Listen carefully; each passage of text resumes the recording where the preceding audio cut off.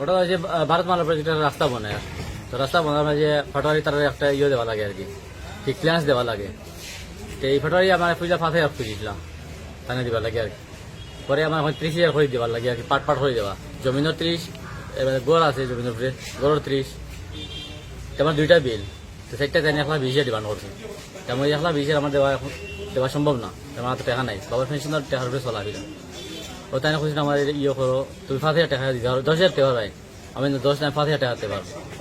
ও 5,000 টাকা আমি লিখে আইসি আজকে, আমি তার কাছে দিছি। ও তার 10 হয়ে কোন এলাকার ভারতমালা? কাশীপুর।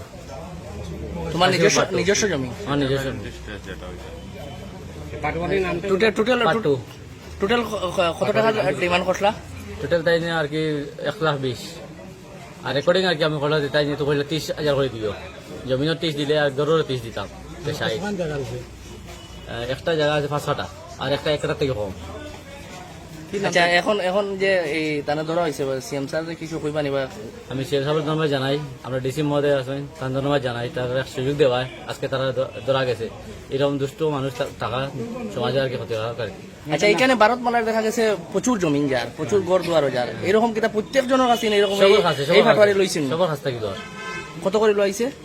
যে যেরকম দের একটু আজকে ফন্ড 10-12 দিন হয়ে গেছে, ভেরিফাই করেছি আমরা।